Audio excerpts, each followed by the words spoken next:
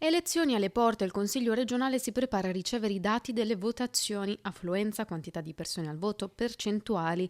Gli exit poll saranno gestiti in questa tornata elettorale da un comitato tecnico e uno scientifico, tra cui Università di Padova e Utrend. Nell'occasione di queste elezioni l'università, con questa componente interdisciplinare nel comitato scientifico, si propone di analizzare l'andamento delle elezioni e con questo strumento nuovo algoritmico anche l'uso degli aspetti informatici e del pensiero informatico per arricchire questo studio anche con un software. Entrerà subito dopo che ci saranno i primi dati per commentarli, per provare ad approfondire un po' le analisi, provare a renderli divulgabili per chiunque, comprensibili per chiunque. Cercheremo di portare un po' di mappe, un po' di analisi originali, quando ovviamente i dati però inizieranno ad arrivare. Sarà dunque il Consiglio regionale a raccogliere l'andamento dello spoglio. La presenza del comitato scientifico